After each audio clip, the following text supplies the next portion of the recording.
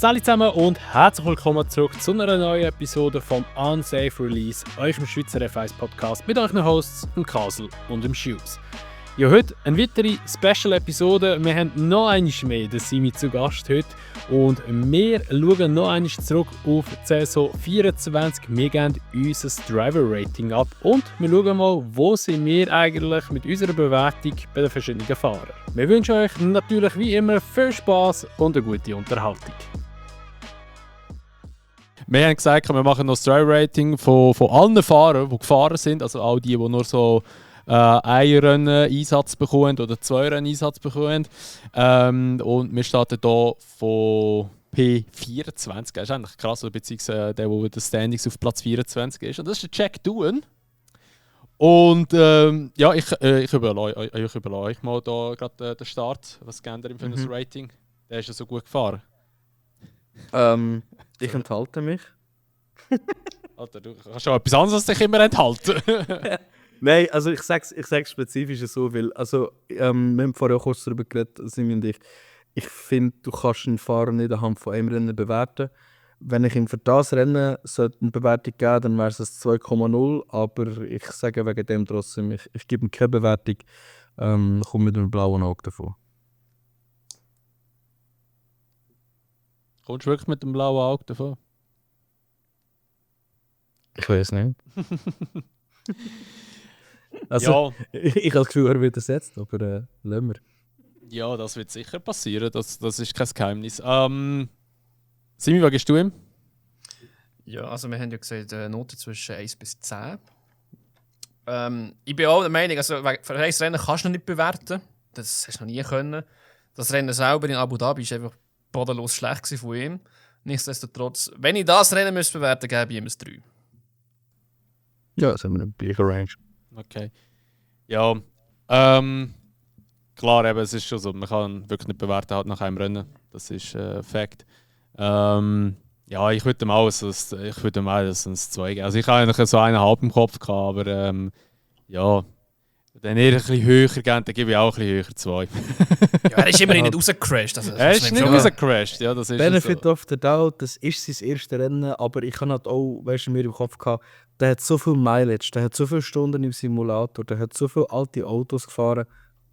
Er müsste besser sein als das, was er abgeliefert hat. Schlichtweg. Und ich frage mich, wie er in einem Shootout-Dings rausgeballert hat, den Mick. Weil der Mick noch schlechter ist. Hey!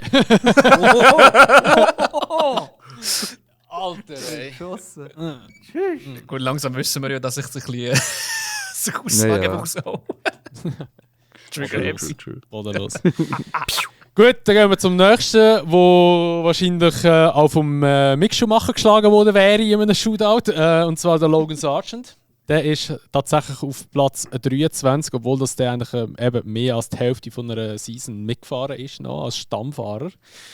Und ich gebe ihm, wir haben zwar gesagt von 1 bis 10, aber ich gebe ihm ein 0,5.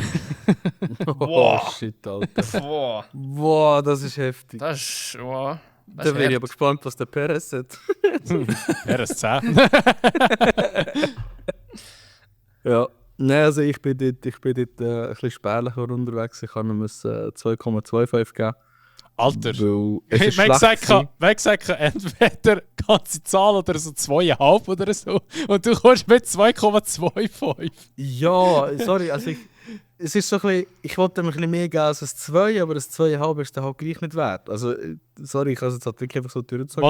Mach doch gerade irgendwie so 2,26798 oder so. Ah komm, hat der Laden, Kollege. Er gibt das nächstes Pi, sagst du. Also, ich kann's einfach nicht anders beschreiben, weil es ist schlecht gewesen, es ist nicht super gut gewesen. 2,25 ist das, was ich dafür gegangen bin. Ist sind brutal, hure brutal. Also, ich bin da deutlich höher als ihr zwei zusammen, weil der Logan an und für sich hat auch seine guten Rennen gehabt, das müssen wir auch einsehen. Er hat zwar auch viele Crashes gehabt, aber am Ende des Tages, obwohl er austauscht worden ist, ich gebe ihm ein 4. Boah.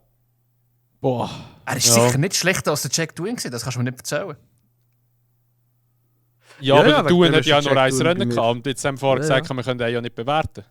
Ja, aber 0,5 ist bodenlos. Ja. 0,5 ist wirklich heftig. Ja, aber 4 finde ich jetzt auch ein bisschen hoch gestochen, bin ich jetzt also ganz ehrlich. Also, Simi, da muss ich sagen, auch wenn ich gerade vorher zu deiner Partei gehalten habe, da muss ich jetzt also wirklich Seiten wechseln. Also, da kann ich es also nicht so nachvollziehen, muss ich ganz ehrlich sagen. Vielleicht bist du ein Sergeant einfach so Fan davon, weiß ich nicht. Nein, tatsächlich nicht. Aber ich kenne jemanden, der Sergeant-Fan ist. Wirklich? Ja. Oh mein Gott. Tut mir leid, Alter, da kannst du schön noch von IndyCar schauen. Da rasiert er plötzlich. Ja, da wäre richtig krass, wenn der Ich plötzlich glaube OP wird. Nein, ich glaube es nicht. Weil der Bursch der hat basically zero Racing-Erfahrung in Amerika.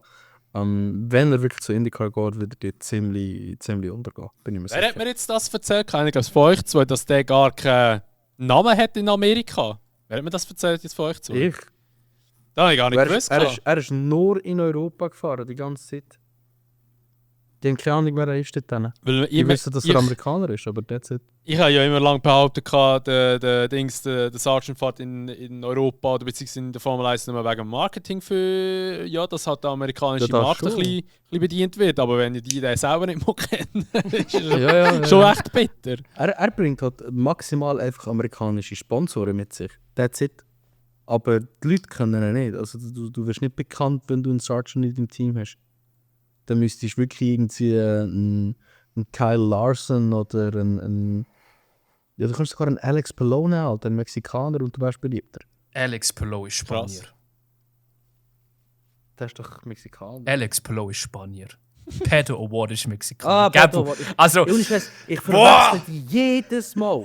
Jedes Mal verwechsel ich den Pedro und den Dings. alle Spanier, die Alex Palou-Fans sind, kommen jetzt zu dir her und dich verhauen. Ich kann mich gut Der hast zwei blaue Augen, sagst du. Oh Mann, ey. Scheiße. So, aber welcher Fahrer, das man sicher nicht kann verwechseln kann, weil es gibt wirklich nur einmalig so am Grid, ist der Valtteri Bottas. Valtteri Bottas. Ich würde sagen, er hat halt auch ein bisschen eine durchwachsene Season gehabt, plus sein Kommentar am Schluss wo er noch gedroppt hat, so sauber ist ja auch nicht gerade so. Naja, weiß halt auch nicht. Aber man muss ihm auch sagen, dass natürlich das Auto nicht wahnsinnig gut war. Ich glaube, wenn man seine Statistiken so ein bisschen im Hinterkopf hat, noch was er bei Mercedes alles geholt hat, der ist ja immer ins Q3 gekommen zum Beispiel auch. Er ist ja eigentlich schon wirklich ein schneller Fahrer. Im Bottas würde ich tatsächlich ein 4,5 geben. Da stiche ich jetzt ein bisschen höher rein. Ja, ich habe im Bottas, für mich ist es fast unbewertbar gewesen, muss ich sagen, weil das Auto war wirklich einfach sehr schlecht gewesen. Er hat sehr viel Reliability-Probleme gehabt und wegen dem, ich habe nicht gewusst, was ihm geben soll. Also habe ich ihm einfach ein glattes 5,0 gegeben, also einfach ein 5, fertig. Also ich kann ihn wie fast nicht bewerten, wegen dem, ja. Für mich ist es 5. Ja, da gehe ich mit. Das ist eine komplett durchschnittliche Saison von ihm gesehen. Vielleicht sogar ein bisschen schlechter als auch schon, aber auch das 5. Ja, ich meine, wenn eine von deinen schlechteren Seasons ein 5 ist, ist immer nicht schlecht, würde ich sagen. Ja. Tenderell. Aber da sind wir alle ein bisschen näher beieinander. Das ist doch schön.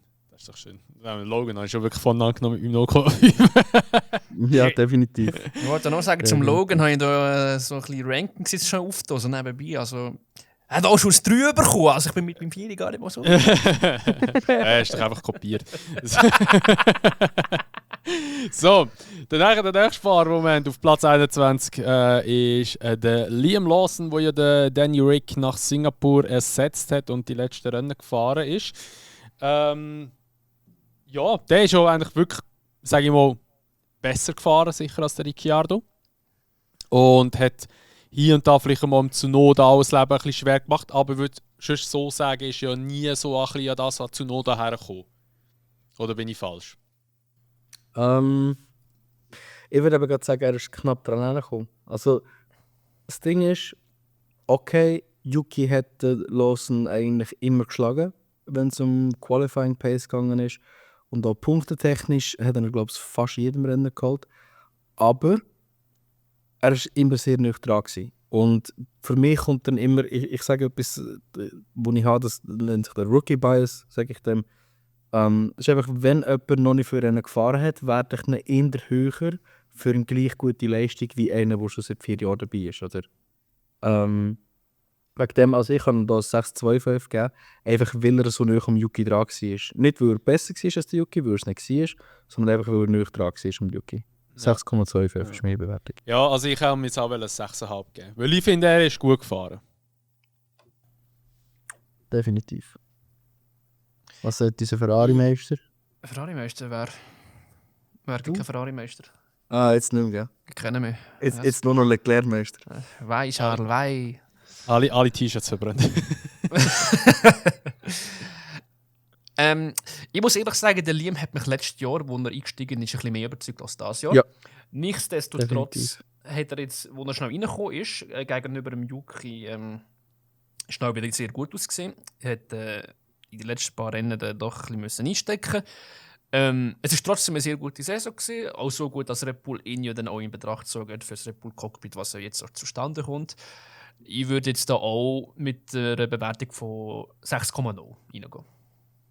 Okay, sind wir alle sehr nah. Ja. Ja. Ich glaube aber, letztes Jahr habe ich im Liam tatsächlich so ein 7 oder ein 8 gegeben. Das Von ist dem gut her, möglich. Geht Ja. auf. Geht auf. Ja, aber schlussendlich, dass er zu Red Bull kommt und nicht Yuki, ist nach wie vor immer noch ein Skandal. Ich meine, Red Bull hat recht viel Skandal dieses Jahr gehabt, oder letztes Jahr gehabt. Und dann sind mit einem Skandal ins Jahr gestartet und nicht mit einem Skandal aufgehört. Also, ja, sehr gut gemacht, Red Bull. Sehr, sehr gut gemacht.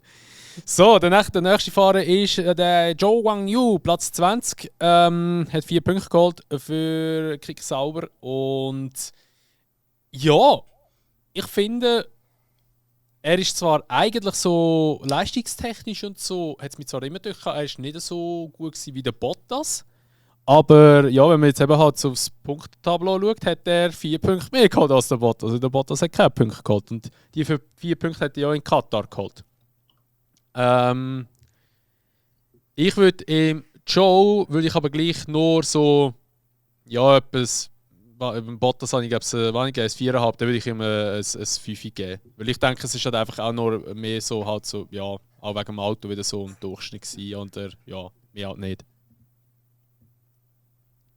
Ja, sehe ich auch. Also, es ist einfach schwierig zu bewerten, gell, mit einem Auto, das so hinten drin hängt. Ja, aber Midfield-Fahrer gehören ins Midfield und das war ja definitiv gewesen. Ich habe ihm jetzt ein 5,5 gegeben. Eigentlich so ein bisschen die gleiche Begründung wie du. Also es fühlt sich nicht so an, als ob er besser gewesen wäre als der Bottas. Er hat aber die 4 Punkte reingeholt, wegen dem habe ich ihm einen halben Punkt mehr gegeben in dem Sinn.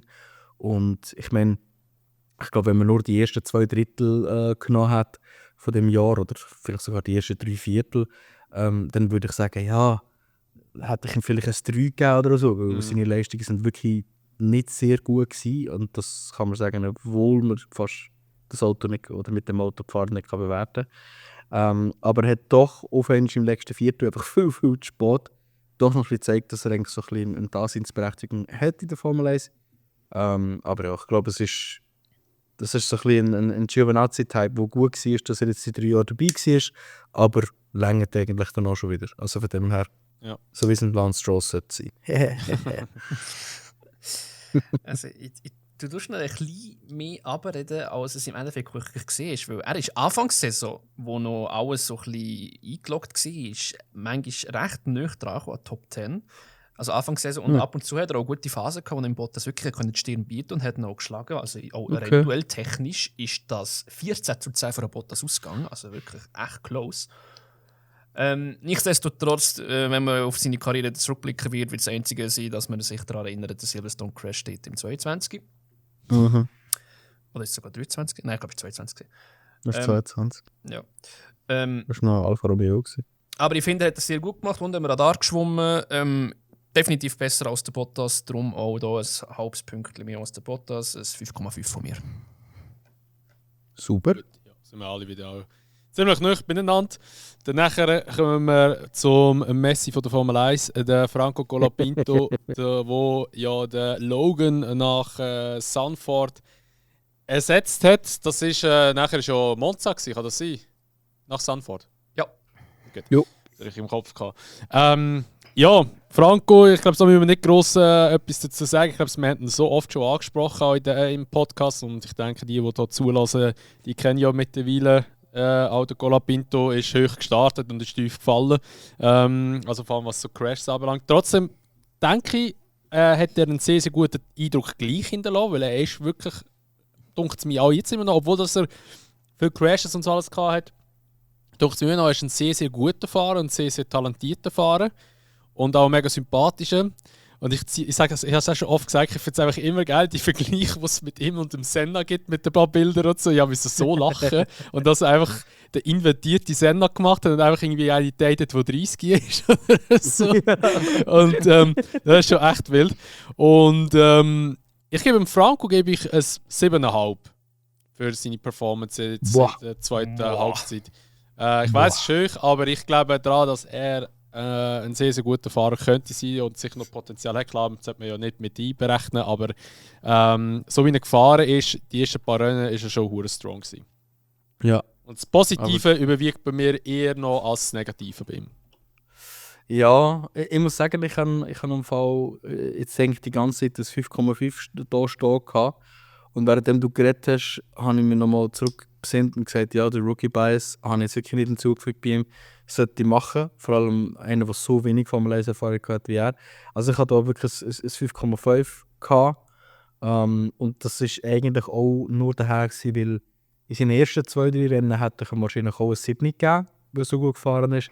Aber seine 3 Crashes, die er hatte, das hat ihn auf ein 5,5 abgezogen, schlichtweg. Aber mit dem Rookie-Bias haben wir jetzt gleich noch eins dazu gegeben. Also meine endgültige Bewertung ist ein 6,5. Einfach nur wegen dem Rookie-Bias, weil er doch sehr viel Talent bewiesen hat, sehr viel Speed vor allem bewiesen hat. Ich meine, er war sofort on the pace gewesen. Und wenn er jetzt schon on the pace vom Albon ist, wie schnell wird er echt sein, wenn er etwa so 20 Rennen unter sich hat? Oder? Also, von dem her, ich habe grosse Hoffnungen. Ich finde, er hat eine super Saison gefahren, auch wenn er 3 Crashes gehabt hat. Und er hat sich komplett in Szene gesetzt eigentlich. Also ja, 6,5 für Franco Colapinto. Ich würde ein bisschen Serienhimmel aufloben, hä? Wahrscheinlich nicht so Fan von ihm.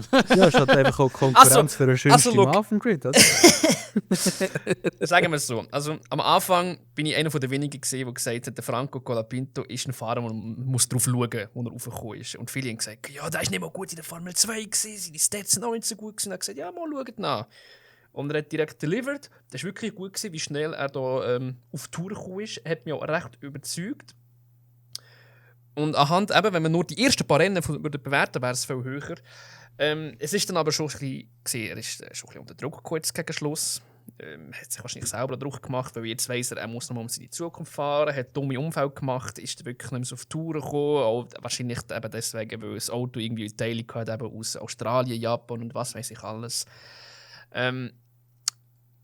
Ich gebe ihm ein 6,5. Das ist etwa das, was ich denke, wo er sich am Schluss noch verdient hat. Höher definitiv nicht. Ja, finde ich auch. Obergrenze. Ja, Obergrenze, ja. Oberkanten, Unterlippen. Ja, nein, also ich bin gespannt, wie dann der Gasly das nächste Jahr mit ihm klarkommt. Der du und dem jetzt einfach schon mal vorab, dass der schon da nicht mehr so mit mir fahren. Einfach her. Also ich muss sagen, das finde ich eigentlich von Alpine schon echt frech, dass sie jetzt ihn noch genommen haben, den Colapinto. Aber ja, er bringt natürlich auch die Sponsoren mit von Argentinien, er bringt natürlich auch mehr Talent. Ja, er hat halt einfach auch mega Support, auch vom ganzen Staat, blöd gesagt, den er mitbringt. Und ich glaube, das hat man schon auch gut gemerkt an den Rennen. Oh, ja. Und ich bin gespannt, wie das dann wird werden, ob jetzt der Duan wirklich seine 6 Rennen nur hat oder seine 8 Rennen oder eben seine 10 Rennen. Das könnte man immer etwas anderes. Oder eventuell gar keine, kann auch sein. Mal schauen. Nein, das glaube ich schon nicht, weil also so wie ich das Ganze verstehe mit seinem Vertrag ist wirklich, dass er für 6 Rennen den Vertrag hat, beziehungsweise er hat noch für die ganze Saison mit einer Exit-Clause ab dem 6. Rennen. Und jetzt ist halt wirklich, wenn er halt der neue Michael Schumacher ist und gut performt, dann wird er das jetzt behalten, da gibt es keine Diskussion, oder? Aber der Franco, ich meine, man muss halt schon auch sehen, er geht von einem Sitz als Reserve- und Testfahrer mit potenziellen Aussichten oder eben weniger potenziellen Aussichten auf einen Rennsitz zu einem Team als Test- und Reservefahrer mit potenzielleren Aussichten als effektiver Rennfahrer können eingesetzt werden. Oder? Also, der Move macht er nicht, ohne dass Alpine ihm etwas verspricht. Und ob das jetzt halt wird sein, du kommst das jetzt definitiv für 26 über. Oder wenn er nicht gut performt, kommst du das jetzt im 25 schon über. Sei dahingestellt. So oder so weiß ich einfach generell nicht, ob Alpine wirklich so das richtige Environment ist für ihn. Also ich glaube, neben Gasly schon, aber ein Briatore als Chef und ein Team wie Alpine, wenn sich das nicht ein bisschen zusammenreißt als Vorgesetzte haben, I don't know, ob das wirklich das schon braucht. Ich glaube, bei Williams wäre er eigentlich besser aufgehoben, aber dort hat er auch keine Aussichten auf einen Rennsitz. Und das kommt aber wegen dem auch Spannende. Es ist, glaube ich, mehr so ein bisschen ein Mouth-to-Mouth-Agreement von Alpine und Williams.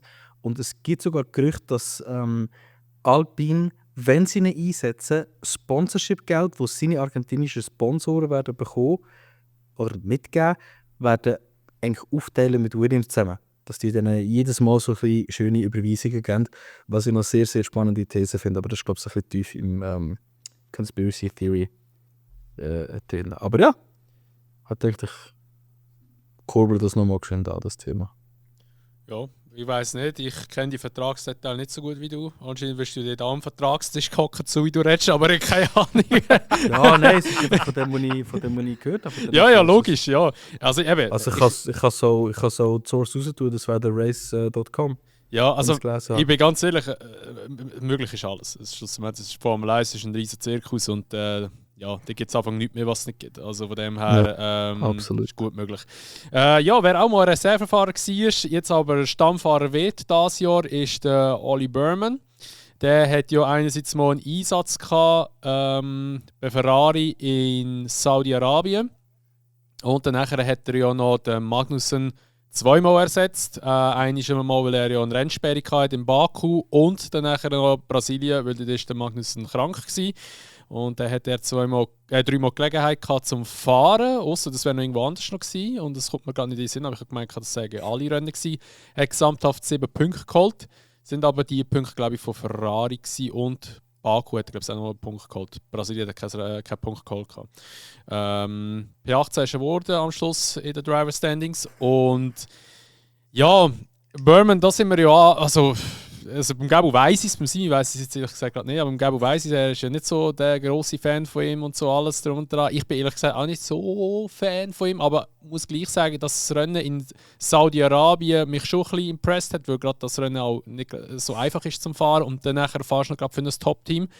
Darum, ich würde ihm einfach einmal ein 6,5 geben für seine Leistung in dieser Saison. Also ich kann es da schon direkt auflösen. Also mein Hate ist tief verwurzelt bei dieser Person, die mich überhaupt ins Formel 1 reingebracht hat. Also dank dem Simi habe ich auch den Oliver Du bist einfach nicht so einer, der eigene Meinungen hat, oder was? Mal, das schon, aber ich weiß nicht, wie man den Typ gerne halten kann. Das ist für mich so das Inbegriff von einem TikTok-Kid, Alter. Ich weiß nicht, der ist mir einfach unsympathisch als Mensch. Und richtig so nasehoch reicher Typ, wo Auto fährt, schnelle Autos fährt. Und ich habe halt einfach auch Mühe damit, dass andere Fahrer, die wirklich gute Performances haben, aber in der Formel 2, so ein bisschen auf der Strecke bleiben, wegen Leuten wie einem Ollie Berman. Oder wegen dem ist für mich ja, ein 3,5. Er hat Punkte geholt, aber er war in einem Ferrari gewesen. Ich meine, ich weiß nicht wieso, dass man seine Leistung in Saudi-Arabien so hoch hat. Er ist, was ist er geworden? 8? 7? 7. Okay, es ist vielleicht nicht gerade einfach zuvorderst vorne mitfahren, aber er war in einem Ferrari gewesen, umstritten das zweite oder drittbeste Team eigentlich das Jahr. Ich finde, der hätte dann noch schon mehr machen sollen. Und ja, er hat Punkte geholt in einem Haas, aber das ist zu einer Zeit, wo der Haas wirklich eigentlich gute Leistung gebracht hat. Also ja, 3,5. Aber ich meinte sogar, im Baku ist er nicht sogar vor dem Hülkenberg ins Ziel gekommen. Das war im Fall noch so eine Sache gewesen. Das war ein bisschen eine Grauzone gewesen, dass er noch den Punkt bekommen hat dort im Rennen. Das war noch Safety Car oder VSC am Schluss gewesen. Und ja, weil der Perez und der Sainz kollidiert sind, ja, stimmt. Und Schins hätte irgendwie gerade im richtigen Moment den Hülkenberg noch überholen können und hätte dadurch seinen Platz in den Punkten sichern. Aber sonst wäre er nämlich nicht dort gelandet. Okay, aber es ist on paper hat es noch funktioniert. Also es ist nicht British Bias, wo da... Nein, es ist wirklich eine graue. Ja, Alter, umschießen, oder? Oh Mann. Krank. Das ist traurig, heutzutage musst du das wirklich nachfragen. Also, Ja, und wenn du dann noch so reingeschaut hast du den französischen Bias gehabt. Ey. ja, mit dem Jean-Marie Balestre. Der übrigens, den haben sie super angebracht. Ich finde, der ist perfekt, wenn sie Schauspieler. Ja, der war so richtig unsympathisch die ganze Zeit. Ja, und er sieht ihn dann noch ähnlich. Ja, mega! Ganz schlimm, Ja. ganz schlimm. Wir wollen keine Werbung machen, aber wenn ihr das noch nicht geschaut habt, es gibt auf Netflix eine Echtverfilmung von Senna, die ist, ja, ich würde sagen, sie ist nicht sehr gut, aber sie ist relativ gut. Kann man sich gönnen. Ja, definitiv. Also immer noch besser als Drive to Survive, das kann man schon so sagen. Ja, das ist nicht schwierig. Aber ja, das ist nicht schwierig, das ist so. Ja, Simi, deine Bewertung noch zum Berman. Aber mach's nicht lang und schmerzhaft, sondern kurz und schmerzlos. Es sind im Endeffekt 3 GP-Wochenende gesehen, eigentlich auch ein bisschen zu wenig, um eine Bewertung abzugeben, um ehrlich zu sein. Komplett überzeugt hat er mich nicht, hat er mich noch nie, wird er nie. 5,5. 5,5. Alter! Hausprinzip mit. Ich spüre da den britischen Downfall. Ey. Also, In 3 Jahren wird der Weltmeister sein. Nein, das ist scheiße. warte, Lost Driver, Alter. Simi, du hast deine Bewertung alle aufgeschrieben, gell? Ja. Geben wir dann nachher am Schluss einen Durchschnitt von allen britischen Fahrern, die Bewertung. Ja, gibst mir noch schnell deine Bewertung von Berman, die habe ich nicht gehört. Von Berman habe ich 6,5 gegeben. Nein, 6,5 gegeben, ja. 6,5. Ach du Heilige. Okay. Genau. So, nachher, der nächste Fahrer, der die Season angefangen hat, aber nie beendet hat, ist der Danny Rick, Platz 17 mit 12 Punkten.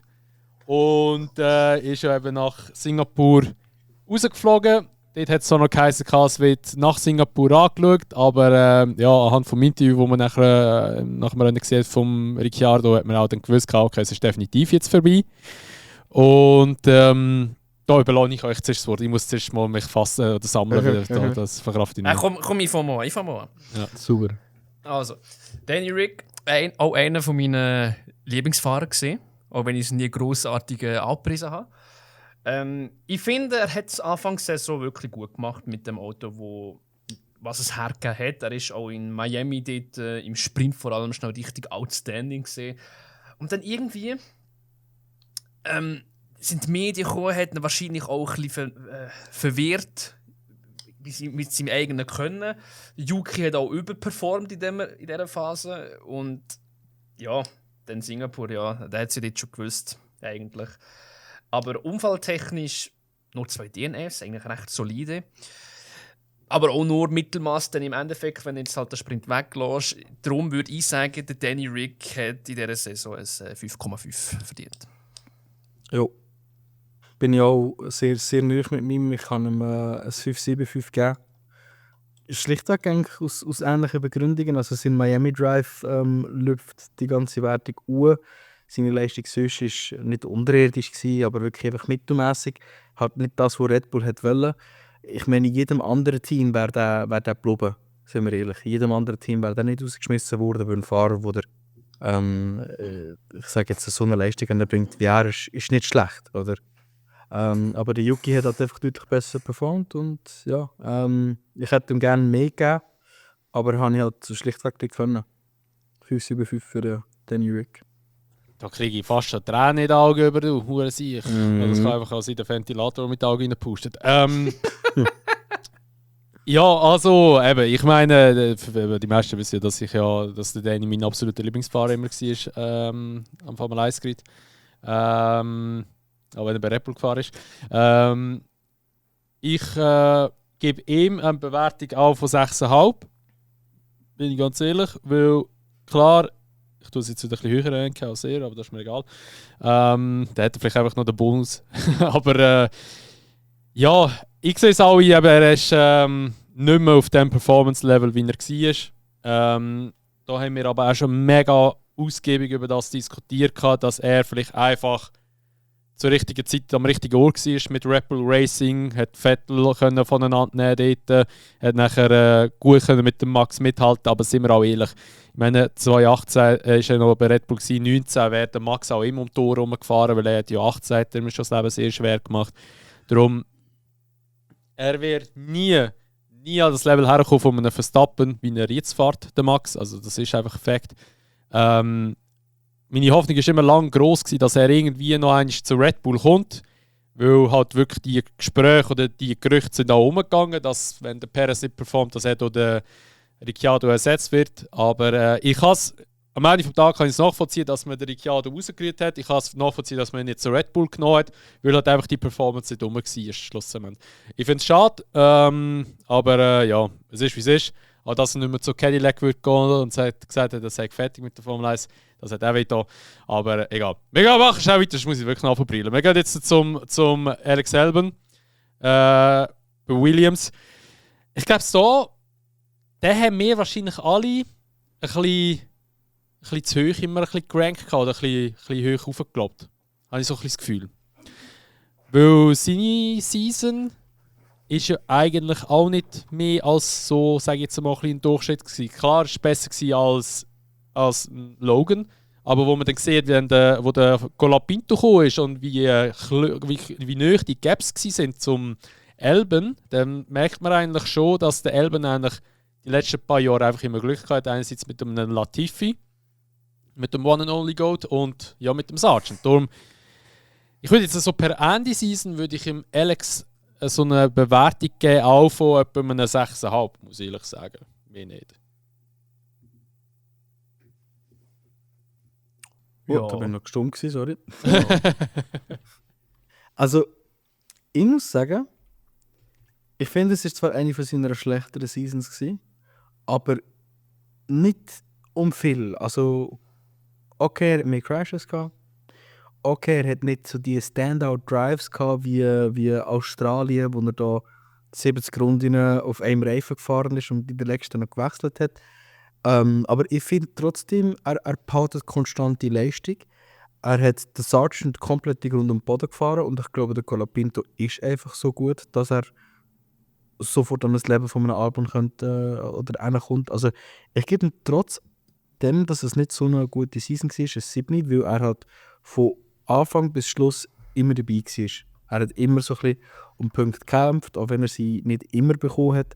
Aber ich finde, er hat trotzdem eigentlich gar nicht so eine schlechte Season gemacht. Das 7 finde ich angemessener. Gut, ich ziehe es nicht mehr wirklich lange in die Länge mit meinen Ausführungen. Darum sage ich einfach 6,5. Gesehen.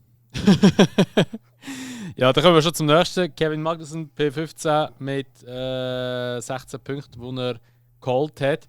Am Anfang der Season ja, nicht so strong gewesen. Und ich glaube, als er gewusst hat, er fährt nachher weiter in der Formel 1, ist es nachher irgendwie so wie auch nicht mehr so der Druck rum gewesen und dann ist er plötzlich gut gefahren. Ich würde sagen, der K-Mac ist für mich ein 7 am Fahren gewesen. Da würde man das Rating geben von einem 7. Vor allem auch, wie er sich fürs Team immer geopfert hat, habe ich richtig geil gefunden, dass er sogar eine Strafe oder einen Raceban in Kauf genommen hat. Ja, finde ich eigentlich noch recht geil. Timmy, ich gebe dir mal den Vorteil wieder. Ein 7? Mhm. Was? Magnussen war strong gewesen. Ich will. Nein. Mal. Nein, da bin ich so etwas von nicht. Nein. Der ist ja so abgestunken gegen Hulk. Ja, logisch, aber der Hulk ist auch OP, Mann. Also, der kenne ich von das 5,5 über, also sorry. Ja. Also, ganz ehrlich, das hat mich null überzeugt. Und der regt sich auf bis 0,5 beim Sargent. Also ja, nein, das 7? Nein, 5,5. Magnus war strong gewesen. Okay. Also ich sehe jetzt aber auch nicht so Medium. Also ich finde, okay, gut, Anfang Jahr safe. Dort hätte ich wahrscheinlich sogar das 4 gegeben. Aber dann sind eben immer wieder so Aktionen gekommen, wie eben zum Beispiel, hey, ich weiss, ich bin nicht genug schnell, aber ich kann wenigstens meinen Teammate unterstützen. Also ja, nimm mir den Racebahn nicht auf. Also sehe ich gleich. Musst halt auch schon ein bisschen Mentality dafür haben. Ich habe ihm ein 6,25 gegeben. Ich finde 7 ist schon gerade ein bisschen viel. So. Aber ich finde 6,25 passt deutlich besser. Weil er hat schon auch gute Rennen gehabt. Okay. Ja, du, jeder hat seine eigene Meinung, oder? Für das machen wir es ja. Und zum Glück interessiert mich eure Meinung nicht. Also von dem her.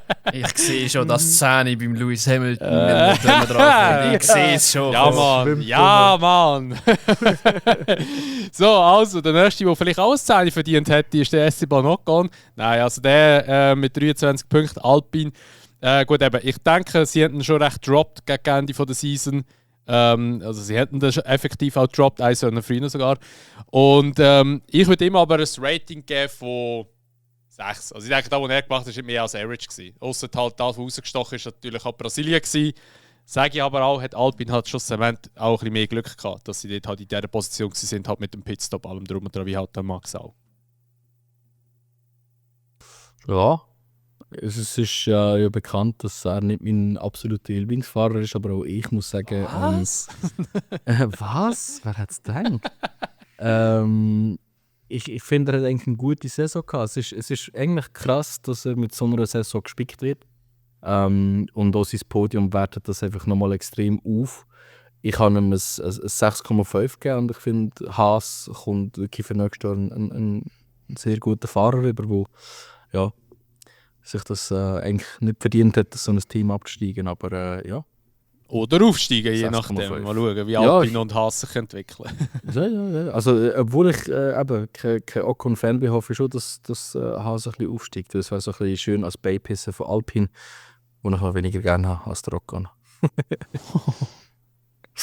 Es ist nicht dein Lieblingsfahrer und du gibst es 6,5. Ocon ist einer meiner Lieblingsfahrer und ich gebe alles 6,5. Siehst du, eben, das zeigt, dass ich es realistisch bewertet habe. Am Ende des Tages hat es 6,5 gegeben wegen seiner Regenperformance in Sao Paulo. Vor allem dort, wo es schon richtig geschifft hat. Dort musste ich schon ein bisschen höher einstufen. Wenn man das nicht gesehen hat, wäre es wahrscheinlich viel weiter runter gelandet. Aber 6,5 am Ende des Tages ist. Ja. Das war jetzt relativ kurz und schmerzlos gewesen, die Bewertung. Also das nächste ist der Lance fucking Stroll. Platz 13, 24 Punkte und einfach pure Dominanz in dieser Season gehabt. Nein, also ich glaube, zum Stroll, ja, das ist halt auch wieder so ein Thema, das wir schon 100 Mal angeschnitten haben. Also ich gebe ihm einfach mal ein 4,5. Mir nicht. Nein, ich gebe ihm ein 4. Ich habe mich gerade umentschieden. Hauptsächlich wegen Brasilien und dort, wo er abfliegt, nachher ins Käsebett reinfährt. Also ich weiß nicht, was der an dem Morgen irgendwie geraucht hat oder so, bevor er ins Auto reingehockt ist. Aber es hat ihm definitiv nicht gut da.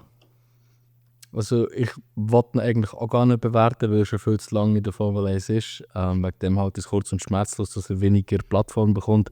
3,75. Next. Paydriver, bitte verlangt Formel 1, geh gut Tennis spielen, 4,5. Weil gleich das höchste Rating von uns an. Ja, ich kann nicht schlecht aus der Sergeant einstufen, das ist nicht möglich. Ja, okay, gesehen. Ja, darum habe ich ihn so tief hergesetzt, Sergeant. Gell, wo hast du 4,25 gesehen? 3,75. 3,75. Ich hatte zuerst 4,25 geschrieben und dann habe ich noch entschieden. Okay. So, der nächste ist der Yuki Tsunoda. Und ja, der hat 30 Punkte geholt, P12. Und eben Yuki haben wir ja vorher schon ein bisschen mit dem Danny angesprochen und auch beim Liam haben wir ihn auch schon ein bisschen angesprochen. Er hat wirklich eigentlich eine gute Season gehabt. Oder ja, er hat eigentlich schon eine gute Season gehabt. Er hat zwar auch dumme Fehler gemacht, also gerade zum Beispiel Mexiko Qualifying, so Sachen. Wo halt wirklich doof waren. Aber ich würde ihm auch ein 7 geben vom Rating her. Weil ich doch glaube, er ist eigentlich gut gefahren und ich ihn halt immer noch lieber im Red Bull Sitz gesehen hätte als der Liam jetzt. Aber ja. Mhm. Also ich stehe wirklich so ein bisschen auf deiner Seite, aber ich schätze dann noch mal ein bisschen höher ein. Ich kann in meinen Augen, ich schaue es so an, er hat die letzten 3 Teammates nicht in Grund und Boden gefahren, aber jeden geschlagen. Und das ist halt auch nicht einfach. Und diese Season hat er 2 Teammates gehabt, hat beide, also der Lawson hat der Qualifying technisch wirklich in Grund und Boden gehabt, technisch gesehen. Lawson hat kein einziges gewonnen gegen ihn. Und wegen dem gebe ich ihm Yuki ein 7,5. Nicht zuletzt auch wegen seiner Suzuka-Performance, was jedes Jahr einfach ein Augenschmaus ist zum Schauen. Und die Overtakes around the outside bei den S's sind einfach nur geil gewesen. Also für mich ist es stabiles 7,5 für Yuki. Ja, er steigert sich schon von Saison zu Saison, das sieht man auch. Ja, ich finde, eine sehr solide Saison. Hat das rausgeholt, was das Auto hergegeben hat. Hat er auch schon letztes Jahr gemacht, das er wieder. Am Ende des Tages nach der Saison würde ich ihm doch ein 7 geben. Ja, da sind wir auch wieder alle ziemlich nahe Kannst du beieinander. noch was sagen? Was hast du gerade gesagt? Ich habe 7 gesagt. 7, gut. Genau. Oder 7,5 gesagt? Nein, 7 habe ich gesagt. Ja, 7. Dann Nico Hülkenberg.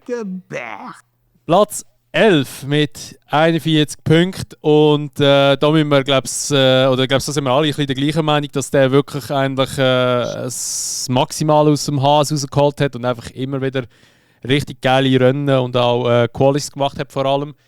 Und für mich würde ich sogar im Hülkenberg rein nur für das Auto, das er hatte, würde ich ihm ein 8,5 geben. Weil er einfach wirklich mega performt hat im Auto innen. Ja. Also ich kann tatsächlich ein 8,75. Ich habe mir überlegt, sogar ein 9 zu geben.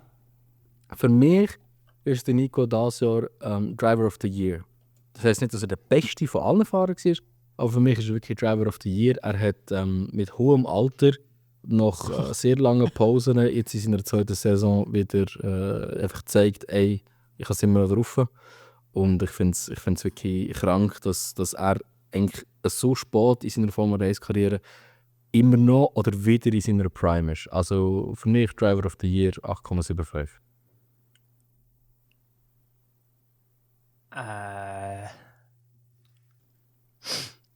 7,5. Ah, okay. Was Einfach für aber auch 7,5. 7,5. Aber aus dem Fakt, ich sage es jetzt schon, ich kann niemandem ein 9 geben. Also niemand ist über einem 9 bei mir. Ja, aber dann ist es gleich gut. Also ja, aus meiner Sicht 7,5 ist wirklich eine starke Saison gewesen, ja. Aber es hat so ein bisschen das irgendetwas hat mir gefehlt. Ich kann gar nicht sagen, was, aber irgendetwas hat mir gefehlt. das Podium, aber auf das wartet er schon die ganze Zeit. Ja, der nächste, den wir haben, jetzt kommen wir schon in die Top 10 rein, ist der Pierre Gasly! Mit Alpine und 42 Punkten oder Platz 10. Ist ja vor allem, würde ich mal sagen, auch Ende Season mehr aufgefallen, weil er dort doch immer ein bisschen auf, ich sage jetzt gerade vorne mitgemischt hat, aber im vorderen Mittelfeld sicher mitgemischt hat. Wo man halt einfach auch gemerkt hat, dass Alpine halt nur noch wahrscheinlich bei ihm entwickelt und beim Ocon gar nicht mehr. Aber nichtsdestotrotz, er ist wirklich eine gute Season gefahren, hat ja auch keinen Schaden verursacht. Das haben wir ja vorher noch angesprochen, also bevor der Episode. Also, er hat zwar schon Schaden kassiert, aber nie selber verursacht. Also er hat wirklich $0 verursacht und das ist schon sehr impressive für so eine lange Season. Und ich würde ihm auch anhand vom Auto würde ich ihm 7,5 geben. Ja, kurz und knapp. Also da gibt es nicht viel darüber zu sagen. Er hat eine starke Saison gehabt. Immer gleich auf gewesen. Und also ich gebe ihm 7,25. Ja. Das gleiche wie ihr sagt, am Ende 7,0. Gut, dann der nächste ist der Nando und der hat 70 Punkte geholt, Platz Nummer 9. Und ja, ich glaube, beim Alonso, ich mag ihn wirklich sehr gerne, aber ich glaube, bei ihm ist so ein bisschen der Zenit ist ein bisschen überschritten, dass er in der Formel 1 noch ist. Habe ich so das Gefühl. Von wann war es? 23? 23 war es. Hat er ja noch recht gut können, so wirklich den Jungen mithalten, aber irgendwie so auch das Jahr ist irgendwie so wirklich mit so richtig so durchwachsen gewesen. Gut, klar, das Auto ist natürlich performance-technisch nicht so rum gewesen, wie es hätte sollen sein oder wie sie sich gewünscht haben. Aber ich würde jetzt dem Fernando einfach nur ein 7 geben für seine Performance. Immer noch besser als der Stroll, definitiv, aber das ist auch wahrscheinlich nicht so schwer. Also ich glaube, dass der Fernando einfach ein verdammte Zicke ist. Let me reason that. Ich glaube nicht, dass er nicht so gut gefahren ist, weil er es nicht mehr kann. Ich glaube, dass er nicht so gut gefahren ist, weil das Auto nicht so gut ist. Das hat mich schon bei Alpine so gedacht, dass er so tut. Das hat mir auch bei McLaren schon so gedacht. Also einfach, wenn das Auto ihm nicht Podium kann bieten, dann gibt er nicht alles, weil er weiss, er kommt eh nicht aufs Podium. Und ich finde das ein bisschen eine schlechte Attitüde. Und ich meine, wenn es sein Zenit ist, ist auch gut. Also, er könnte schon längstens mal Platz machen. Es sind 6 Fahrer diese Saison, die rausgehen und er ist immer noch dabei. Sein Teammate leider auch. Und ja, also ich habe ihm ein 6,0 gegeben. Ich finde, es war wirklich nicht so eine starke Saison gewesen, aber ich glaube, wenn er es nächstes Jahr besser fährt, wird er wieder Podiums reinholen. Ja, ich sehe zwar nicht, dass Essen den Schritt vorher macht. Durchschnittliche Saison hat der Stroll gebügelt, was absolut zu erwarten war. Ist im Endeffekt der Best of the Rest gesehen. Aber ja, der Sternmoment dann gefällt, auch von mir 6,0. Gut, dann kommen wir zum ersten Top-Team-Fahrer. Und wir sind erst Platz 8. Aber er ist auch nicht so oder wenig erwartend. Das ist der Sergio Perez. 152 Punkte. Wenn wir schauen, dass der Verstappen einfach 437 Punkte hat und er hat nur 152, ist schon crazy. Ja, ich glaube, Perez, das Thema haben wir auch so oft angeschnitten. Die letzten paar Rennen sind ja wirklich immer noch bodenlos gewesen.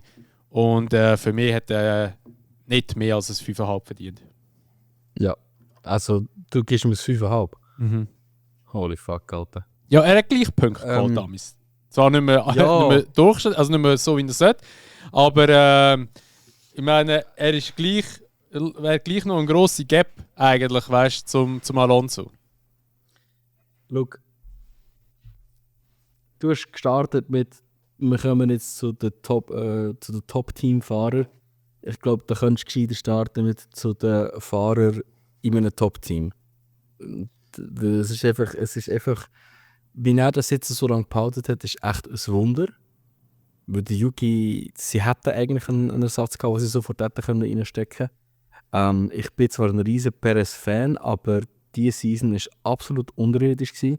Ich hätte ihm fast eine schlechtere Bewertung als im Sargent gegeben, aber ich habe es dann gleich nur eine 2,5 gelassen. Ich finde, wenn du deinen Teammate hast, klar, es ist ein Verstappen, du hättest viel mehr müssen leisten. Und das ist nicht das erste Jahr, wo wir das sagen. Er hat viel mehr müssen leisten. Und man hat jetzt einfach herausgefunden, wie schlecht das er ist, weil das Auto nicht mehr so gut ist wie die letzten 2 Jahre. Und ja, also seine Prime ist durch und der wird nie mehr zurück in die Formel 1 kommen. Das ist klar. 2,5 für Perez. Oh, jo. Mhm. Okay. Ich gehe noch einfach schnell auf den Fakt ein. Der Perez war immerhin Anfang der Saison immer noch auf dem Podium gewesen. Darum würde ich ihm definitiv nicht etwas Schlechtes geben. Klar, er hat seine Qualifyings verkackt. Man muss aber auch sagen, er hat sich dann in den Rennen meistens immer zurück in Punkte gekämpft. Auch wenn es natürlich gegenüber Max absolut unterirdisch war, was er gefahren ist. Vor allem auch gegen Schluss der Saison. Ich glaube, dort hat er auch irgendwo schon gewusst, dass es seine Zeit vorbei sein wird. Das hat sicher auch eine Rolle mitgespielt. Ich gebe ihm am Ende des Tages ein 5,0. Ja, da bin ich der immer so Perez rumgemacht hat und gibt noch am meisten Punkte. Krass. Ja, so schnell kann es gehen. Gut, dann kommt der nächste Fahrer, der Lewis Hamilton. Mit Soll ich schon 10 aufschreiben? Hä? Soll ich schon 10,0 schreiben? Ja, kannst du mal herschreiben, ja. Platz 7 mit 223 Punkten. Das ist eigentlich schon dann wieder insane, der Gap von ihm zum Perez. Aber ja, also ich gebe dem Hamilton ein 7, weil ganz ehrlich, es ist halt auch nicht irgendwie so, sage jetzt mal, so outstanding gewesen, das sicher nicht. Ich glaube, die Zeit sind auch bei ihm vorbei. Ich denke auch, ich bin auch ganz sicher, bei Ferrari wird er das auch nicht holen so. Weil ich glaube, der Charles wird schon schneller sein als der Lewis im Ferrari. Und klar, jetzt der letzte Season 24 hat er halt 2 Wins gehabt, beziehungsweise einer ist ihm ja geschenkt worden, weil ja der Russell disqualifiziert wurde. Aber man muss schon ganz klar sehen, dass der Russell einfach besser performt hat dieses Jahr als der Lewis. Darum für mich ein 7 für den Lewis. Ja. Da bin ich ganz auf deiner Seite. Also ich gebe ihm ein 7,5. Ich wollte zwar schon noch nicht sagen, dass er washed ist, aber es ist doch, ich würde sagen, seine schlechteste Saison gewesen, seitdem er in der Formel 1 ist. Die Frage ist jetzt halt wirklich, ist das 23 und 22 sind zwar schon noch mal schlimmer gewesen. Ja.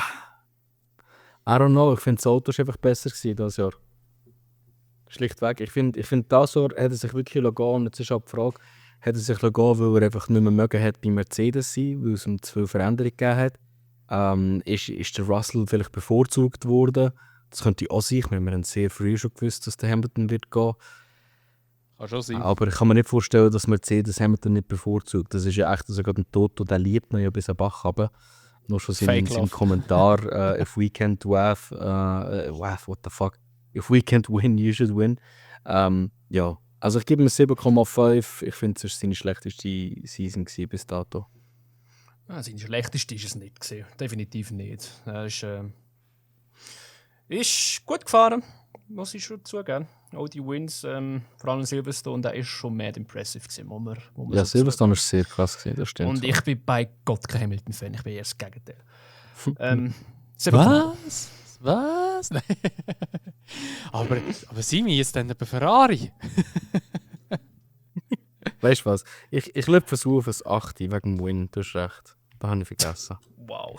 Okay, ja, ja, nein, das ist ja. schon. Das ist jetzt, weißt du, ich wo immer unterstellt wird, ich sage Hamilton-Fan, gebe ihm ein 7. geht auf das 8 nach dieser Aussage, dass er in England gewonnen hat.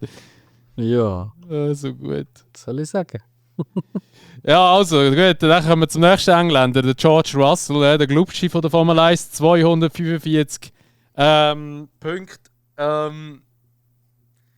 Performance, eben, habe ich gesagt, er war schon besser gewesen als der Lewis. Also ich sage mal so, ich gebe ihm 7,5, performance-technisch. Da ich aber persönlich ein Problem habe mit ihm, würde ich ihm am liebsten irgendwie ein 2 geben. Weil der Sieg ist so mad unsympathisch. Ey. Aber nein, also eben, wir tun es jetzt einfach rein nur auf Performance beziehen, um 7,5.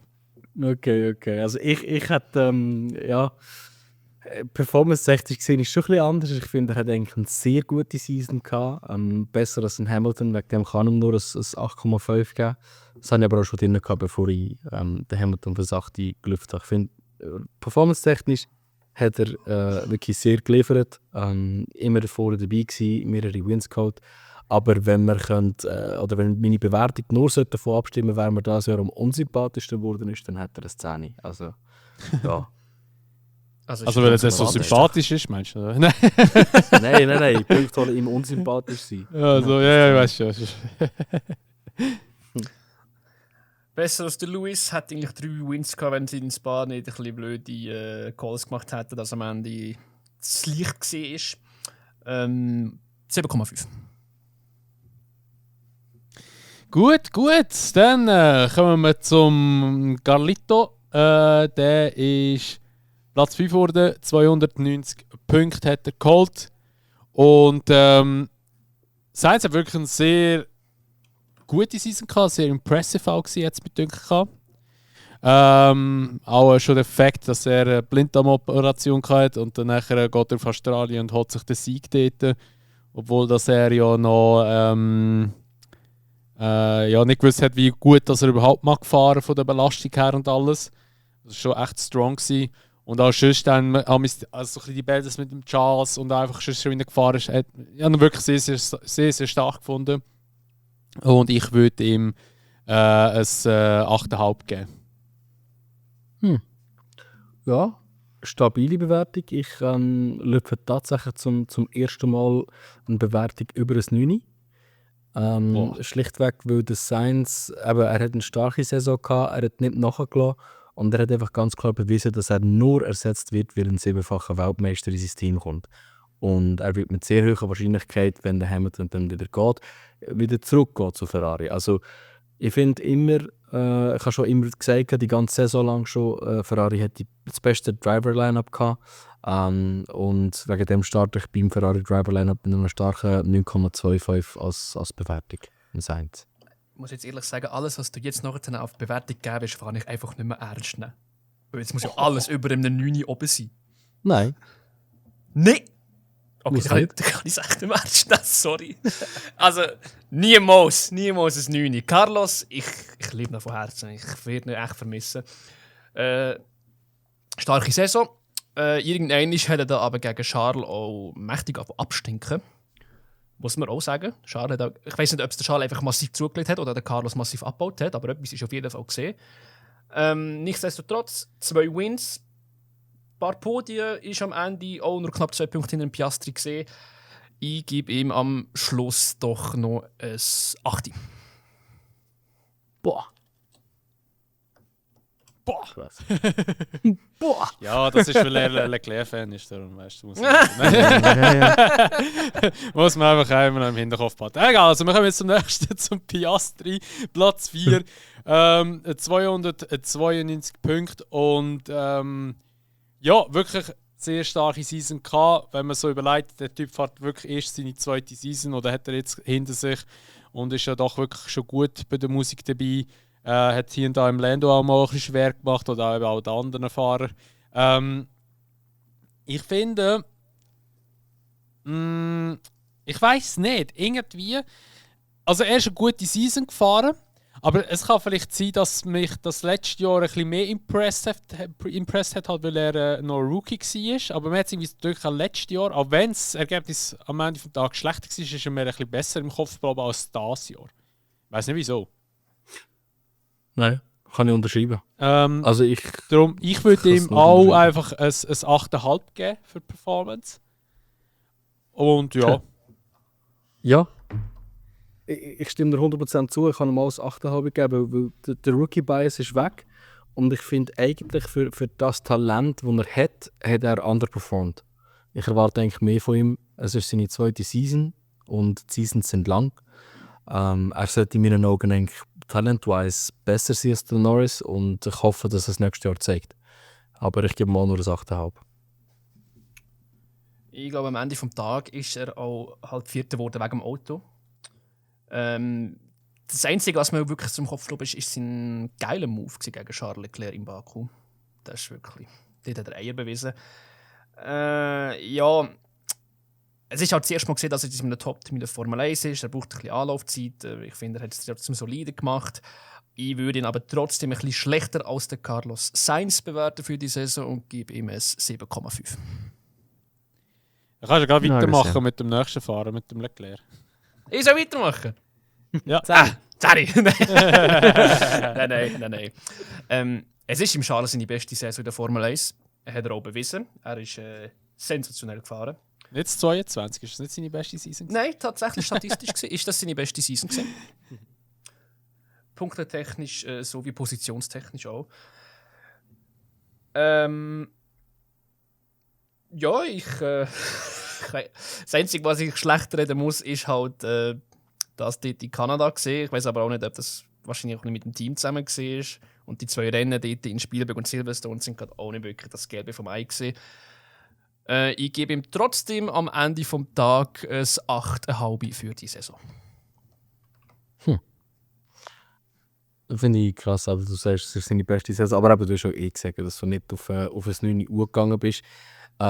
Ich sehe es genau gleich. Ich würde auch sagen, also nicht nur statistisch, sondern generell ist es einfach seine beste Season gewesen. Er war von vorne weg dabei gewesen und hat gegen Ende Podium nach Podium reingeholt. Und seine 2 Wins sind einfach krank. Also Monaco und Monza zu gewinnen, nicht nur auf emotionaler Ebene, sondern auch, wenn man es rein skilltechnisch anschaut, ist es wirklich einfach krank. Ich meine, Monza hat er einfach nicht gewinnen. Dort hat McLaren hat wirklich ein bisschen versagt mit dem Piastri, aber starke Saison, ich gebe ihm ein 9,5. Oh. Also, ich weiß nicht, irgendwie habe ich das Gefühl, mir ist der Leclerc diese Season, obwohl jetzt eben da, wo du alles erzählt hast, mir irgendwie so, er ist diese Season mir irgendwie weniger aufgefallen als der Sainz, aber das liegt vielleicht einfach da, weil der Sainz geht, darum ist er mir vielleicht mehr aufgefallen. Und weißt du wieso? Er war nie im Fokus gewesen. Es ja, ist genau. alles immer Verstappen, Norris gewesen. Leclerc ist einfach dort mitgeschwommen. Ist einfach geschwommen. Und wenn Ferrari ein bisschen besseres Auto hatte, dann hat es ganz anders ausgesehen. Ganz anders. Anyway, jedenfalls, klar eben, Monaco, ich habe es ihm wirklich von Herzen gegönnt, dass er das geschafft hat, dass er endlich den huren Fluch gebrochen hat. Und auch Monza natürlich ist ganz, ganz geil gewesen. Und ja, ich glaube, auch seine Fehlerquote ist nicht mehr so gross, wie sie auch schon mal war. Also wenn ich gerade so 23, 22 zurückdenke, gut, 22 ist natürlich auch noch Ferrari selber oft ein bisschen das Problem gewesen. Aber ich würde ihm tatsächlich alles 9 geben für diese Season. Alrighty. Dann, nächste, haben wir den Vize-Weltmeister, der Lando Norris, der hat 374 Punkte gemacht und ja. Wieso habe ich das Gefühl, dass bei ihm Punkte relativ umstritten werden, wie wir jetzt kennen? Also, schau jetzt. Ich sehe seinen Progress, den er gemacht hat, aber ich weiss auch, oder ich glaube, wir wissen es alle, Potenzial wäre auch gewesen zum Championship holen für ihn. Also, oder wäre wirklich gewesen. Und bis Ende Season wäre es gewesen. Weil er hat einfach, klar, auch McLaren hat teilweise viel verschenkt an Punkten. Also gerade eben Ungarn zum Beispiel ist, glaube ich, wo er 7 Punkte nochmal verloren hat, dort, halt, weil sie den Piastri gewinnen lassen haben. Ich weiss, das haben alle gesagt, ja, das wird McLaren noch richtig bereuen, dass sie Punkte liegen lassen haben mit ihm zusammen. Und natürlich hat er auch viele Fehler gemacht, gerade Brasilien, wo er eigentlich wirklich den Turnaround hätte machen können, hat er einfach versagt. Und wir haben es aber schon oft gesagt, immer wenn der Druck ist, macht er hier und da Fehler. Klar, es ist nicht mehr so schlimm wie auch schon, würde ich behaupten, aber er macht es auch gleich immer noch und ist halt wegen dem auch nicht Championship würdig oder hat auch wegen dem den Championship-Titel nicht gewonnen oder auch verdient nicht gewonnen. Darum, ich würde ihm auch nur ein 8,5 geben. Ah, okay. Ich dachte, es kommt viel schlechter. Nein. Also weißt, ich meine, schlussendlich, man sieht ja auch die Entwicklung, er hat auch seine Wins gehabt, er hat auch gute Momente gehabt, definitiv. Aber es ist jetzt nicht so gewesen, dass ich müsste sagen, so, ja, der ist jetzt Max Verstappen-Niveau gefahren, weil der Max ist halt gleich immer noch darüber aus gewesen. Ja, ich glaube, du hast eigentlich alles ziemlich gut beschrieben. Ich gebe ihm einfach wirklich so ein bisschen den Benefit of the doubt, dass er jetzt halt zum ersten Mal vorne mitfährt. Für mich ist die Bewertung auch nicht besser als ein 8,75. Also ich würde nicht sagen, dass er eine unglaublich gute Saison gefahren ist. Ich glaube einfach, dass sein Auto besser war. Oder? Und was ich vorher auch kurz angehauen habe, nehmen wir einen Charles Leclerc und stellen ihn in den McLaren Dasher. Und ich glaube, der Leclerc hat wahrscheinlich die Championship gewonnen, wenn der Ferrari so schnell gewesen wäre wie der McLaren das ganze Jahr über. Also, ich finde, er hat deutlich mehr können machen und er hat es nicht rausgeholt. Er hat viel Wins botcht, die er nicht erzählen. Er hat viel verkackt. Ich kann ihm nicht mehr als 8,75 geben, auch wenn er Zweiter in der Weltmeisterschaft ist. Vieles ist mit dem Auto gesehen bei ihm. Also, der ist auch schon allein wegen dem Auto davor gesehen. Sein Zweikampfverhalten ist echt zurückhaltend, vor allem wenn du denkst, wie der Max gegen ihn gefahren ist. Ja, das war schon geil gewesen. Ja, zum Zuschauen ist es geil gewesen, aber seine Intelligenz ist irgendwie einfach nicht vorhanden gewesen. Es tut mir leid, also es tönt brutal, aber Norris ist für mich kein Vize-Weltmeister, nicht mal ansatzweise. Der hat vorher in dieser Saison, ich finde, einfach nichts verloren gehabt. Und ich weiss nicht, ob er daran wachsen wird nach dieser Saison, wie der Max gegen ihn gefahren ist, weil sie behaupten immer noch, sie sind Kollegen. Also, es wird spannend sein zu sehen. Ich stufe ihn auf ein 8,25 in dieser Saison dann noch ein. Aber weil er Wins geholt hat, er hat ein paar Wins auch wirklich aus eigener Kraft auch dominant geholt, muss man zugeben. Für mich sehe ich es aber nicht. Also definitiv nicht über einem 9 oben. Auf keinen Fall. Ja. Nein, 9 Ich meine, wenn wenigstens, wenn man alle Strategiefehlentscheide hätte weggenommen und er wegen dem Championship geleitet hat, dann wäre es eine gute Season gewesen. Aber ich meine, selbst wenn du Strategieentscheide wegnimmst, ist das nicht. Also, ja. Krass, sind wir doch alle sehr, sehr ähnliche Meinung in dem Fall. Gut, dann kommen wir zum letzten Fahrer, zum Champion von 2024. Der Max Verstappen hat 437 Punkte geholt. Und ja, also ich gebe ihm ein 9,5. Das 10 wäre ja eigentlich wieder pure Dominanz gewesen, alles drum und dran. Klar, man kann auch sagen, er hat da natürlich nicht Dings gehabt, das Auto dazu gehabt, beziehungsweise das Auto ist natürlich auch ein bisschen relevant. Aber er ist schon wirklich auch in das Jahr von Brasilien outstanding gewesen. Und auch sonst eigentlich eben sein Fahrverhalten, er fährt halt wirklich, wir haben es gerade vorher gehabt, wie ein Champion, nicht so wie der Lando. Er geht aggressiv rein und ich finde es auch richtig, dass man das macht, dass man aggressiv fährt, weil das zeigt ja auch schon, dass man es wirklich möchte. Und für mich ist es 9,5, aber 10 von 10 wäre eigentlich wieder, wenn er irgendwie so richtig alles zerstört hätte und wie er es schon gemacht hat im 23. Aber ich denke, er ist schon, würde ich behaupten, der stärkste oder halt einfach wirklich der beste gewesen dieses Jahr in dieser Season. Ja, kann ich eigentlich noch so unterschreiben. Also ich gebe ihm ein 9,75. Perfekt kann man fast nicht sein, außer eben, es wäre die letztjährige Saison gewesen. Unglaublich gute Leistung und ich meine, er holt sich einen fetten Vorsprung raus und obwohl er vielleicht noch das dritte, manchmal sogar das viertschnellste Auto hat, behaltet er einfach den Lead und kämpft immer wieder um Podium. Und dann kommt halt einfach so ein Drive wie in Brasilien und das ist für mich einfach top of the class. Wenn ich ihm Charles Leclerc schon ein 9,5 gebe, dann muss ich ihm ein 9,75 geben, wenn er so top of the class sein.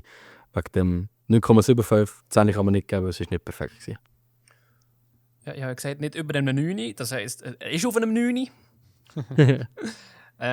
Ja, stark angefangen. Red Bull hat auch das Auto hergegeben. Stark aufgehört auch, hat das rausgeholt, was möglich war. Hat sich auch nie wirklich gross unter Druck bringen im Sinne von, dass er plötzlich von sich selber performance-technisch nicht mehr an das Level angekommen wäre. Er hat sich halt eher im Zweikampf dann mehrmals übernommen. Also Mexiko ist wirklich massivst unter der Gürtellinie gewesen. Auch wenn es lustig ist zum Zuschauen. Ich habe es geil gefunden.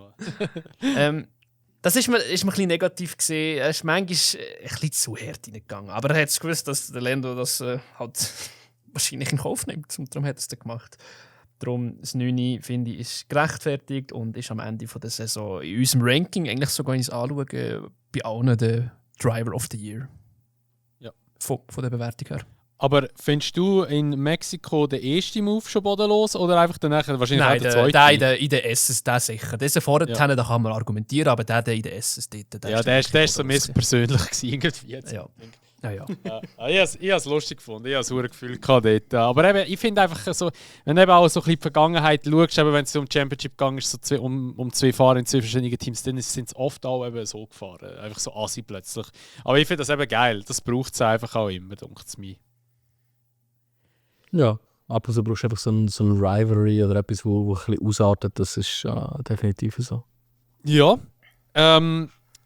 wie gesagt, das wäre eigentlich auch ein Ranking gewesen. Ich weiss nicht, hast du alle Bewertungen aufgeschrieben, wie wir gesagt haben, Simi? Yes. Ich habe also gedacht, du hast einfach immer die Zahl reingehauen. Und jetzt hast du sicher einen Durchschnitt ausgerechnet, gell? Oh, da bin ich gespannt. So schnell bin ich noch nie. Du noch im Der heißen British Durchschnitt. Könntest du eigentlich den British Durchschnitt von allen gerade machen? Das wäre lustig. Ja, Da haben wir einen Richtwert. Also, ich glaube, der Gabu hat mit Abstand immer die höchsten Ratings gegeben. Ja, das kommt gut an. Ich habe wirklich verteilt von 0 bis 9,75. Also ich habe sicher das tiefste Rating gemacht. Mit 0,5. Ja. Aber mich hat es erstaunt, dass wir vor allem im Top-End haben wir alle sehr ähnlich bewertet. Klar, einfach, ich sage jetzt mal, auf unseren Scales halt mit den Höhen, die wir sind.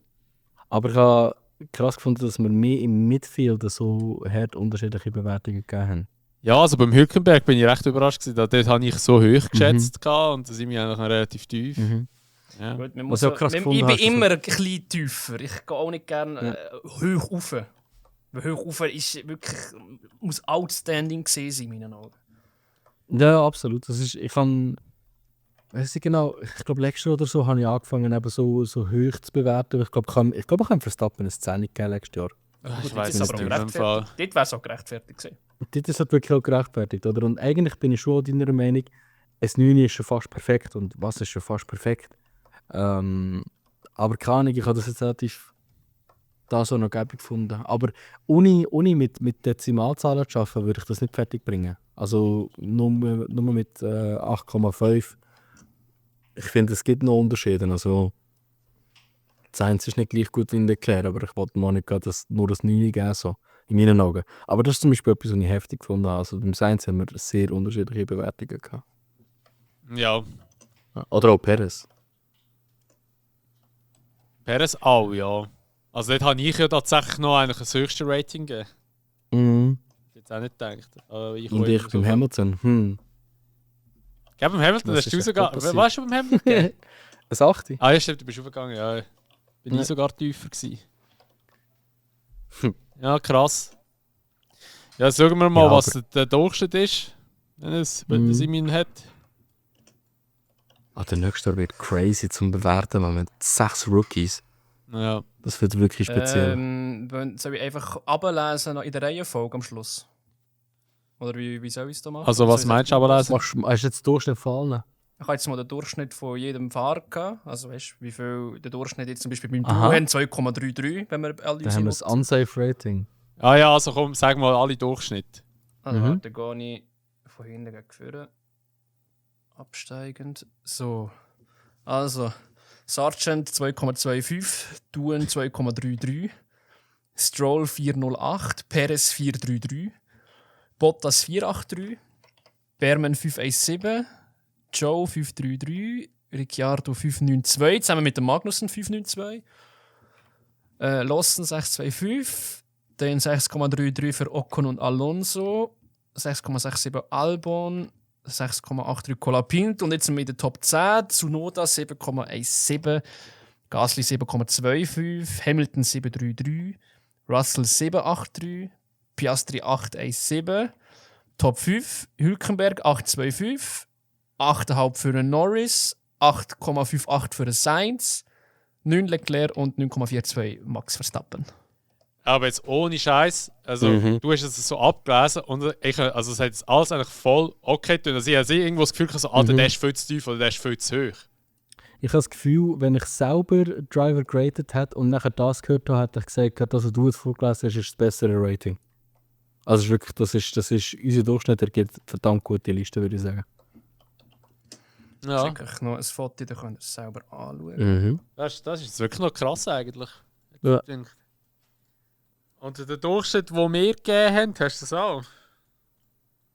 Dann muss ich noch ausrechnen. Ich schicke zuerst Gesamtdurchschnitt von der Bild. Mich würde vor allem eben wirklich der British Durchschnitt vom Simi von der. Das ist gar nicht mal so schlecht. Ich habe das Gefühl, bei mir ist es noch fast schlechter. Krass. Wenn ich am Ollis 3,5 gebe. Aber was bringt dir denn durchschnittliche... Du willst einfach wissen, was du an Bewertung gegeben hast im Durchschnitt. Also irgendwie... Ja, keine Ahnung. Irrelevant. Ja, eigentlich ist es schon irrelevant. Aber ich kann es schon Aber sagen. der British würde mich schon wundern bei dir. Der British würde mich wundern. British, okay. Nur bei Aber ich habe dir. das Gefühl, ich habe den schlechten British Durchschnitt. Da ist ein Brite, da ist einer, da ist einer. Wir sind 4 gesehen. Mhm. Also ich kann es euch jetzt sagen, also der British Bias ist der Dömer mit 7,38. Dann der Gabus 7,19 und ich mit 7,06. Also es nimmt sich nicht Also wir viel. haben alle Huren nahe beieinander. Ja. Ja, wir haben auch versucht, realistisch zu bewerten. Gell? Wir haben unseren Bias versucht, außen vorzulassen, außer dem Stroll. Dann ist das stabil. Ja, aber ich bin gerade am überlegen, wo bin ich. Ich habe ja den höchsten. Wem habe ich denn so das höchste Rating gegeben? Von den Briten? Ich glaube, das ist einfach über das Band Norris, Russell, Hamilton. Du hast halt Genug höhere Berman Bewertung noch deutlich höher. Ah, gut, Berman, ja, den habe ich Huren hoch aufgeballert, ja, stimmt. Ja, dort sind die ja recht tief gewesen, stimmt. Ja, der wird es wahrscheinlich hauptsächlich wegen ihm gewesen sein. Okay. Ja, gut, ich glaube, wenn wir bei dir noch den Album dazu nehmen, wäre es wieder schlechter. Ja, aber ja, fahrt ja nicht unter britische Fahne, darum Richtig. Darum ist- nicht so relevant. Also, Wegen dem mal automatisch sympathisch. ja. Hure hart, ey. So, ja, aber ich glaube, das wäre es gewesen mit der heutigen Episode vom Unsafe Release. Wie gesagt, es gibt das nächste Jahr oder für die nächste Season dann wieder so ein bisschen Prediction-mäßig etwas. Aber nicht mit dieser Form, nicht mit einer Bingo-Form. Wie gesagt, da tun wir euch dann aufklären, wie wir das genau so machen und wie wir das uns vorstellen. Das werden wir auch noch ein bisschen noch im Detail besprechen. Sind auf jeden Fall gespannt, wie das wird. Und Gabo, was haben wir gesagt? Was machen wir jetzt noch für Episoden? Ich habe es jetzt gerade nicht im Kopf. Ich glaube, das nächste werden wir erst wieder machen, wenn Autopräsentationen sind. Kann das sein?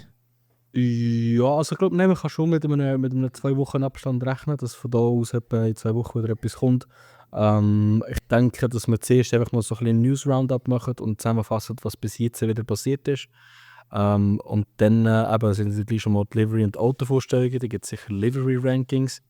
Und ja, ob ihr es glaubt oder nicht, wir rücken dann schon sehr nah ans Testing hin. Und nach dem Testing kann man safe mit den Predictions von uns rechnen. Wir haben es nämlich gesagt, wir wollen nicht komplett random reingehen, wir wollen doch auch ein bisschen realistische Predictions machen. Und auch wenn das Testing nicht mehr so aussagekräftig ist, wird das dann etwa dann nach dem Testing passieren, einfach, dass man eine kleine Ahnung kennt. So. Genau, also der Launch von der Liveries, da gibt es ja eine Show, das ist dann am 18. Februar und das Testing, Pre-Season-Testing ist vom 26. bis am 28. Februar und das erste Rennen ist dann in Melbourne wieder in Australien, Gott sei Dank, und ist dann am 14. bis am 16. März. Ja, das war es mit der heutigen Episode vom Unsafe Release. Simi, danke vielmals, dass du dabei warst. Und ja, dann würden wir sagen, wir hören uns dann wieder in der nächsten Episode, wo, wie gesagt, in 2 Wochen wieder sollte kommen. Und bis dann wünschen wir euch ein schönes Tag, macht's gut und bis zum nächsten Mal beim Unsafe Release.